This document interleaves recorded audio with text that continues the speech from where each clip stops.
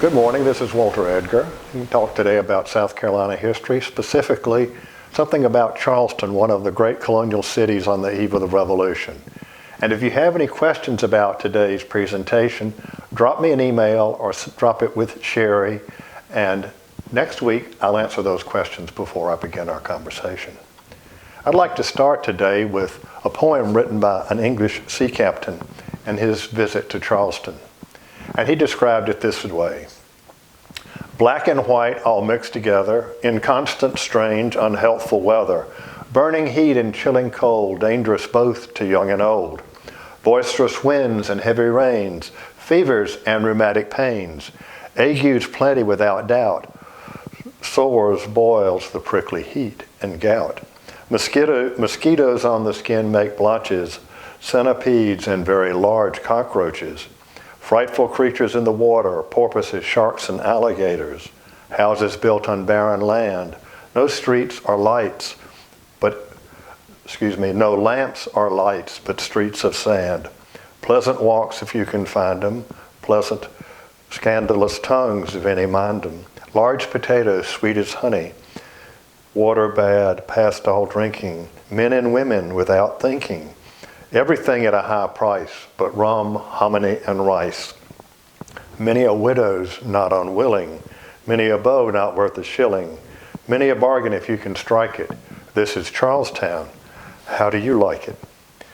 Well, now let's go back to our freshman English courses, and we're going to explicate this poem and describe colonial Charleston. Black and white all mixed together. Virtually every visitor who came to colonial Charleston commented on the color of the population.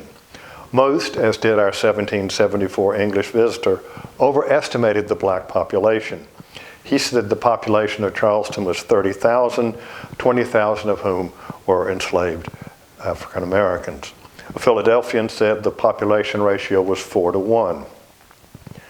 But in reality, the population of colonial Charleston was 10,000, 50% black, 50% white. Now, some low country parishes were overwhelmingly African American.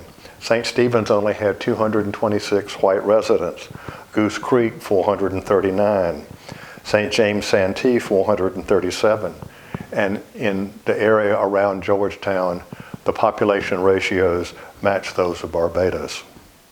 South Carolina was more like a Negro country than any other colony, said more than one observer, with West Africans of 25 identifiable nationalities or ethnicities. But white Carolinians knew the difference. They spoke their own languages, English and Gullah. And the whites were not a monolithic English population. As we mentioned, all of the different nationalities. The English came from the mother country, from the Caribbean, from New England. The French from metropolitan France itself, and the French-speaking cantons of Switzerland. The Germans from innumerable German states and principalities, and the German-speaking cantons of Switzerland. And we'll just throw in the Italians, but we know that, but you didn't hear much Italian on the streets of Charleston. Scots were Highlanders, Lowlanders, and Scots-Irish. The Irish, the Welsh, the Dutch, the Swedes, the Jewish population, both Sephardic and Ashkenazic, which came from the Caribbean, from England, the Netherlands, originally Spain and Portugal, and Northern Europe. So is it any wonder that a visitor in 1774 thought on Charleston streets it was something like the Tower of Babel? Burning heat and chilling cold, dangerous both to young and old, and boisterous winds and heavy rains. Rapid weather changes amaze visitors and newcomers. Summer thunderstorms, winter days in the high 60s. In winter, piercing cold and hot noon days. Both John Lenning and Governor James Glenn and others kept meticulous records of temperature, so we've got a pretty good idea to document this swift change of temperature. On a cold day in 1747, Governor Glenn reported it was so cold that an eel in a jar by the fire in his kitchen froze, and birds dropped dead from the sky. The heats are much too severe, said a Philadelphia visitor, And he also noted in May, people still were sauntering about town as much as the great heats will permit. Boisterous winds, hurricanes and gales from the West Indies. In 1752, there was a storm surge 10 feet above the spring tides. All the wharfs in the city were destroyed. 28 people were killed, and tremendous damage for 40 miles in and around the city. Agues plenty without doubt, sores, boils, the prickly heat, and gout. When you combine weather with disease, you get a serious health problem, mortality issue. For most of the 18th century, the death rates were similar to those of Barbados, with deaths exceeding births. So the only way the population grew for the most part, certainly the white population, was through immigration. In the first 100 years of settlement, there were 81 major epidemics: typhoid, diphtheria, smallpox, cholera, yellow fever.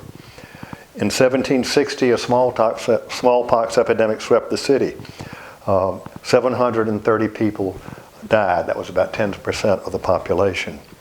Dr. Alexander Garden advocated inoculation. The local press was against it, and the Commons House of Assembly, politicians always know more than the medical experts, outlawed inoculation in 1760. And of course, we talked earlier about seasoning, where a person, if you've lived in a colony for about a year and survived, the chances were pretty good that you would make it. But that was not always a guarantee for survival. Pregnant women, women in childbirth, teething children, all of these were at great risk. Eleanor Lawrence, for example, as her husband noted in his letter, as usual, once in the round of a 12-month, she was with child. The sickly season was from August to November, when northwesterly winds brought what one local referred to as a purifying cold and swept away the miasmas of summer. Carolina in the spring is a paradise, in the summer a hell, and in the autumn a hospital. Thank you, Governor Bull. Sores, boils, a result of poor sanitation. Charleston, like all European and American cities, was pretty dirty. Night jars were emptied into the streets. Pigs and buzzards scavenged for garbage in the streets. And the main meat market occupied a low, dirty brick building on one corner of Broad and Meeting. Prickly heat and gout. Clothing in high fashion was not conducive for either male or female. And those of our generation remember the prickly heat back in the 1950s. Young boys having to wear a collar, break out around the neck, out comes the calamine lotion, and there's not much else you can do for it. And then in terms of food and the gout, heavy English foods, puddings, roasts, fortified wines.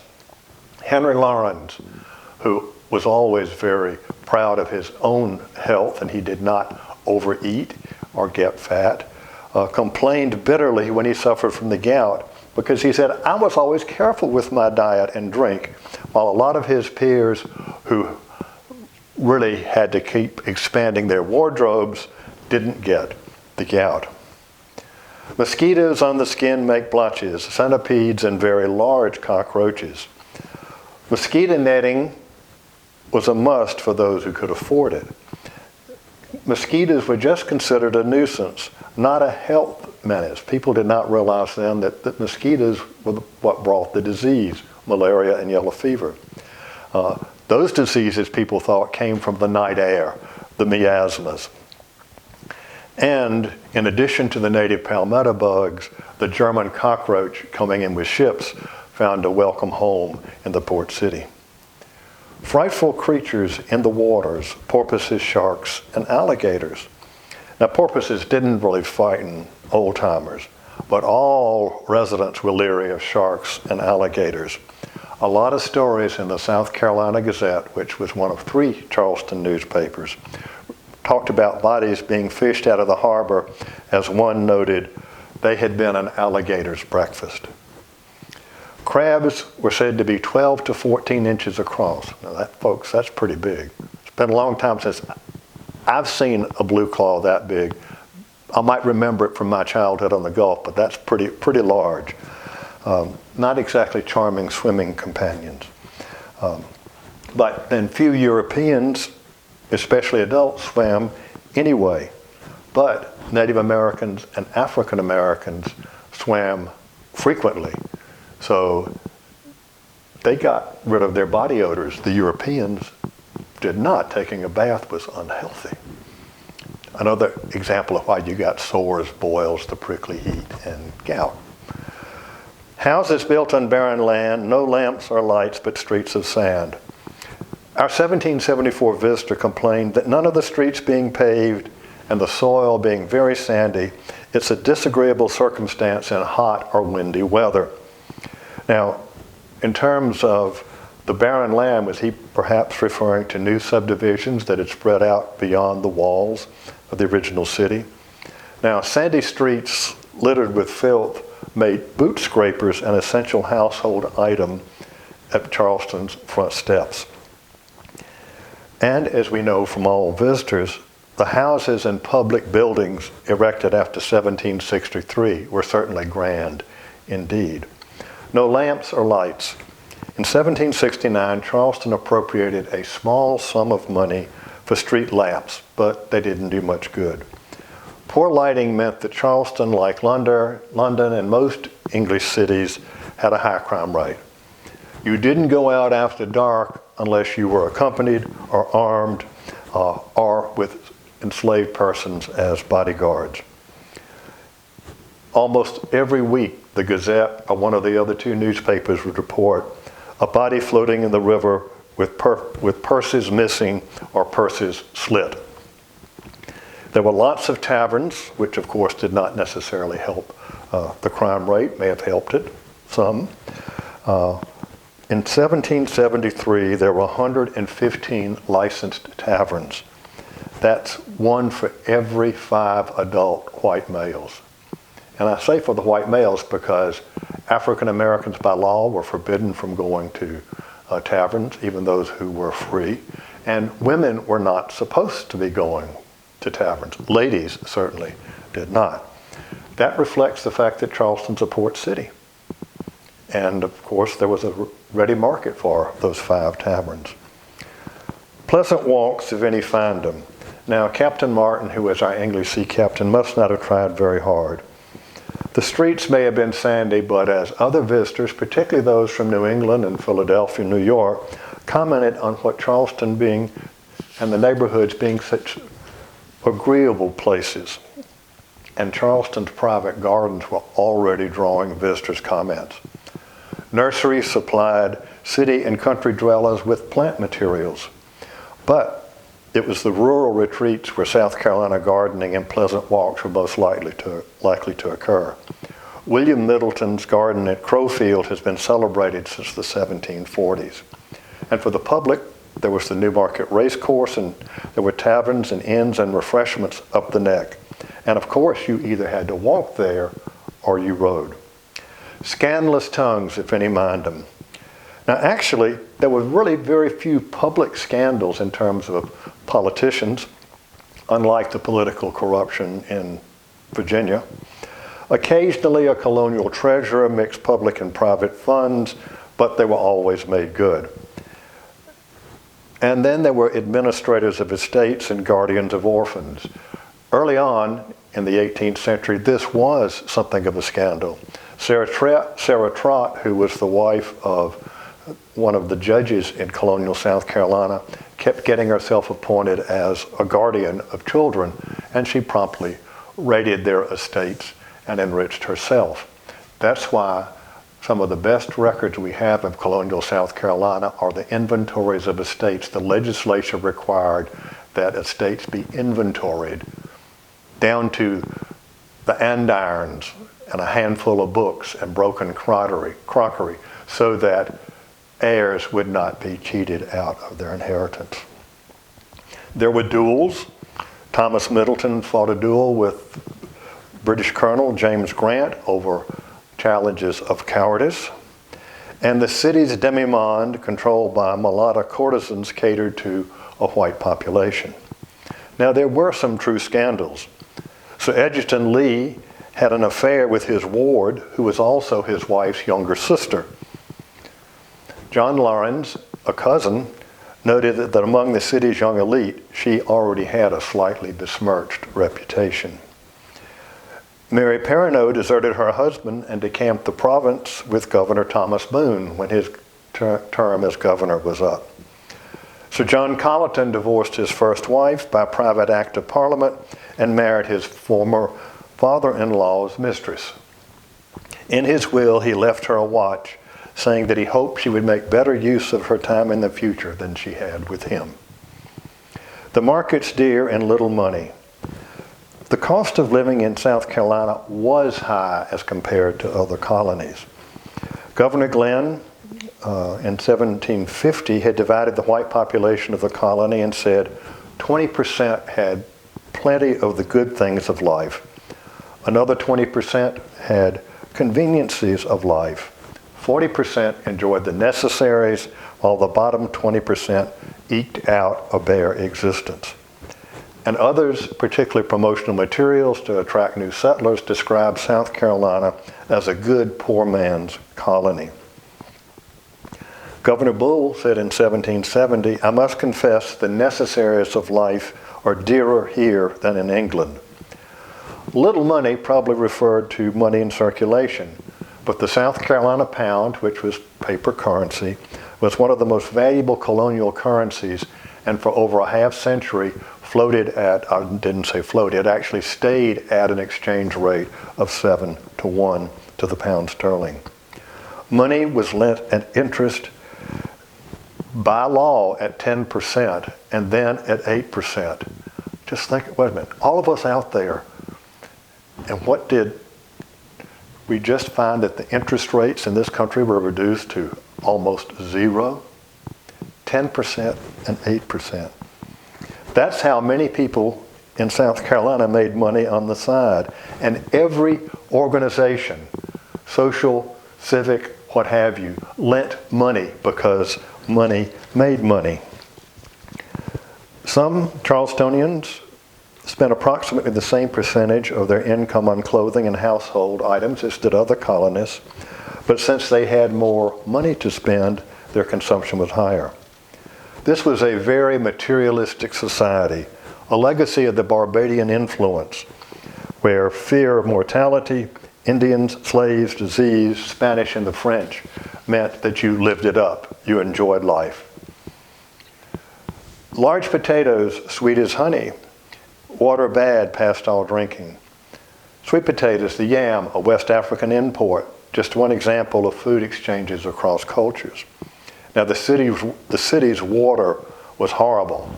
Not much better today, but it was really terrible in the 18th century.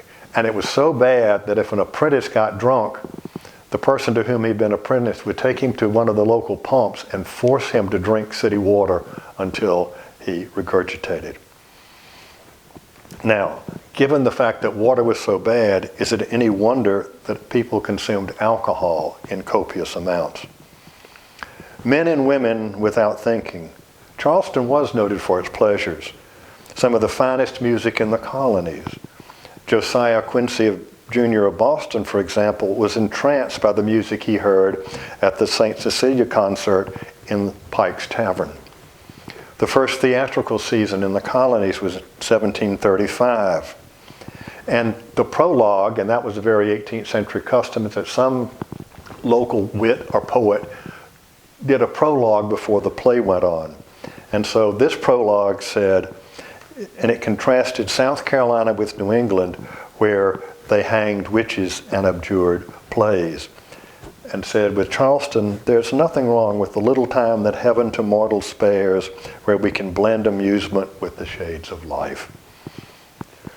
And the theater season of 1773-74 has been noted to be the finest in the American colonies.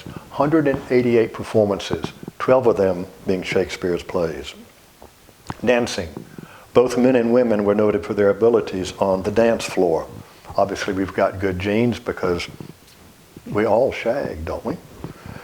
Gaming, everything from horse races to cockfights. And drinking, Madeira, port, sack, sherry, gin, wine, beer, whiskey, and rum. And there were clubs for men.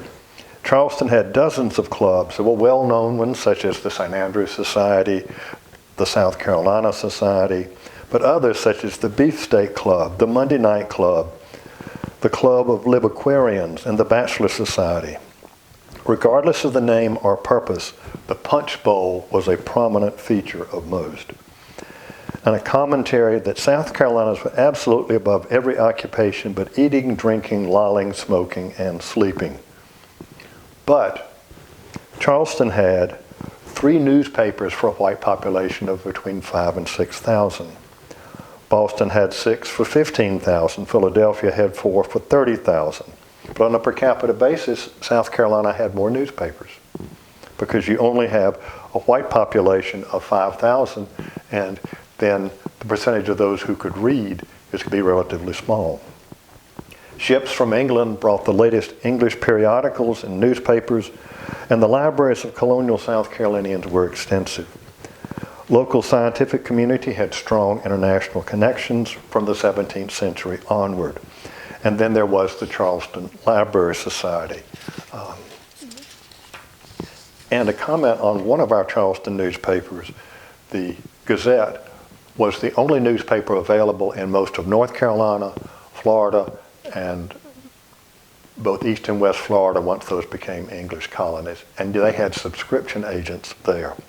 A museum was founded in 1773. And South Carolina had more young men educated in England at the Inns of Court as lawyers than any other colony. And of course, all of this wealth prompted jealousy. Everything at a high price but rum, hominy, and rice. Now the cost of living we've already talked about. Rum was the drink of choice for all classes. Hominy, Indian corn, another cultural transfer.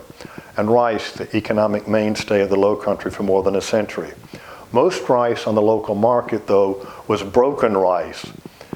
Rice, when you use the mortar and pestle to separate the husk from the grain, you frequently break the grain. Well, only whole grain rice was shipped abroad.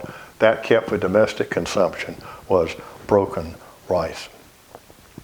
In 1774, the mean aggregate wealth of estates in Charleston, the Charleston district, pretty much present-day Charleston County and most of Berkeley County. In today's dollars, the mean average was $314,000. That's in today's dollars. The next wealthiest area was Anne Arundel County, Maryland, at $89,000. The Virginia counties at 78, Philadelphia at 53,500, Suffolk County, Mass, which is Boston, at 42,000, and New York City at 37,000. Just think at the difference of the average wealth. This means that Charleston's wealth was more than 3.5 times that of the next wealthiest area, 6 times that of Philadelphia, 7.5 times of that of Massachusetts, and 8 times greater than New York. By 1774, South Carolina's Low Country had greater wealth than many of the nations of the world today. Nowhere else in British North America did such a large percentage of the population live so well. And in tables published on wealth, from which I got those figures, the 10 richest Americans in 1774, the wealthiest was Peter Manigault of Charleston, whose estate in today's dollars was about $3.6 million. Number 2 was a New Englander. The remaining 8 men on that list were all South Carolinians. Many a widow not unwilling, many a beau not worth a shilling. South Carolina's colonial elite, they were not Victorians when it came to morals and manners. In fact, they were very English in that respect. One Low Country rector reported only 2 or 3 women not visibly pregnant when married. By 1770s, the sons of the elite were gaining a reputation for dissipation. Gambling, drinking, wenching all the time. Regular colonial Tom Jones characters. Henry Lawrence blamed this on the baleful influence of sending young Englishmen young Carolinians to English colleges. So he sent his sons to Calvinist Geneva to be educated. Many a bargain if you can strike it. That's a key to understanding colonial South Carolina. The Barbadian influence to get rich and nothing to be ashamed of. It was a place, a pudding time, as one English economist said, where an adventurous young lad could rise to the top in a hurry, and the top was rich. Examples: Thomas Hayward, a hat maker. His two sons were among the wealthiest rice planters in the colony by Revolution. Henry Lawrence was the son of a saddler, apprenticed to London merchant houses. He was honest, thrifty, clever businessman, and he married well. He married Eleanor Ball. Robert Pringle, one of my great success stories, made a modest success as a merchant, but then, like a lot of young men on the make, he did his civic duty. He was warden, he was vestry, but most of all, he married well twice. His first wife, Jane Allen, was the daughter of Charleston's wealthiest merchant in the 1730s. After her death, he married Judith Morant, the widow of Stephen Bull, and that made him the stepfather to Lieutenant Governor William Bull's grandsons, and the Lieutenant Governor very promptly appointed Pringle a judge. So, folks, this is Charlestown. How do you like it? Peter Manigault and others referred to the Low Country and Charleston as their little world, and they liked it a lot. Thank you, and look forward to next week.